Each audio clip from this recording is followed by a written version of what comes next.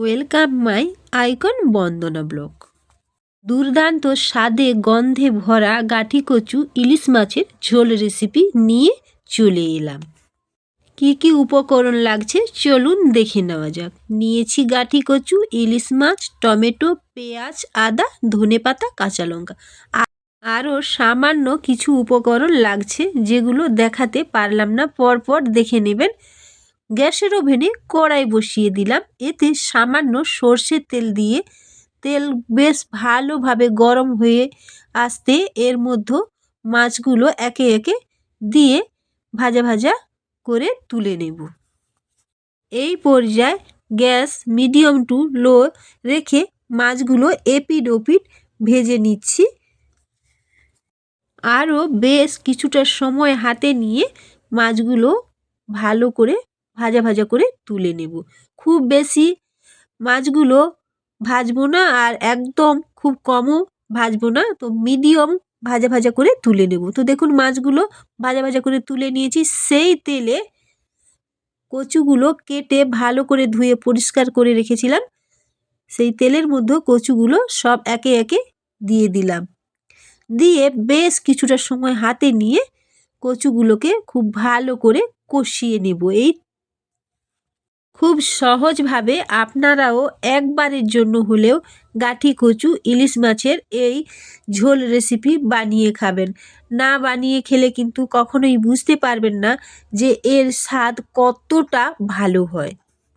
দেখুন এই পর্যায়ে গাঠি কচুগুলো লাল লাল ভাজা ভাজা করে নিয়েছি। তো এই তেলের মধ্যে আমি এখানে কালো জিরে ফোড়ন হিসাবে দিয়ে দিলাম। তো কালো জিরে দেওয়ার পর আমি এখানে পেঁয়াজ বেটে রেখেছিলাম, পেঁয়াজ বাটাটা দিলাম।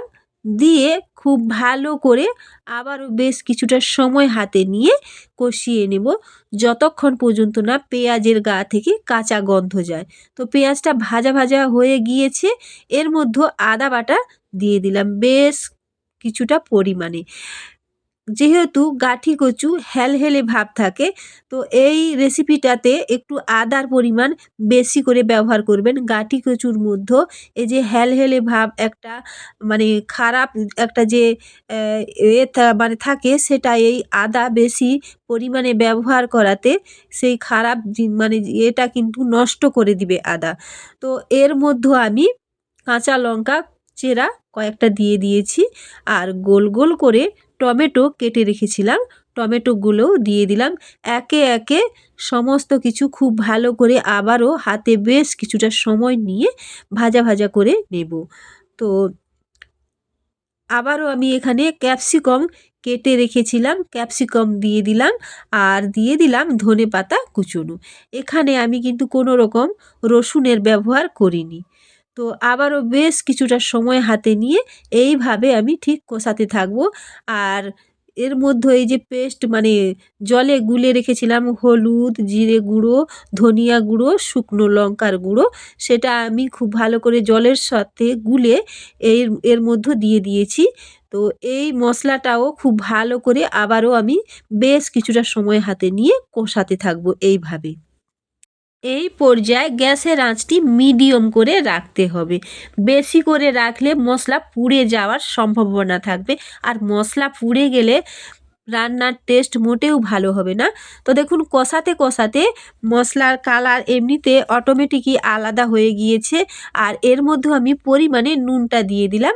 দিয়ে আবারও বেশ কিছুটা সময় হাতে নিয়ে কষিয়ে নেব। আর আলাদা একটা প্যানে আমি গরম জল বসিয়ে দিয়েছি। এই রান্নাতে আমি ঠান্ডা জল মোটেও ব্যবহার করব না, এই রান্নাতে আমি গরম জল ব্যবহার করব। দেখুন কষাতে কষাতে মশলার গা থেকে তেল ছেড়ে গিয়েছে, আর মশলার কালারটাও আলাদা হয়ে গিয়েছে একেবারে। তো গরম জল আমি এখানে পরিমাণে দিয়ে দিলাম। আর আমার কষাতে কষাতে কচু কিন্তু 50% মতন সেদ্ধ হয়ে গিয়েছিল। তো সেই জন্য আমি সেই পরিমাণে মানে ঝোলটা জাস্ট ফুটে ওঠার মতন জলটা ব্যবহার করেছি এখানে।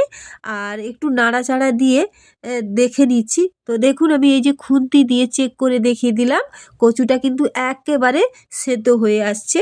তো এই পর্যায়ে আমি ভেজে রাখা মাছগুলো একে একে এই ঝোলের মধ্যে দিয়ে আবারও বেশ কিছুটা সময় আমি ঝোলটা ফুটিয়ে নেব। দেখুন ঝোল এখানে একেবারে রেডি। আলাদা বাটিতে তুলে আপনাদের দেখিয়ে দিচ্ছি। গাঁঠি কচু ইলিশ মাছের ঝোল রেসিপি আপনাদের কেমন লাগলো কমেন্টের মাধ্যমে জানিয়ে যাবেন। আজ তাহলে এই পর্যন্ত। আপনারা সকলে খুব ভালো থাকবেন, সুস্থ থাকবেন। আবারও দেখা হবে অন্য কোনো নতুন রেসিপির সাথে।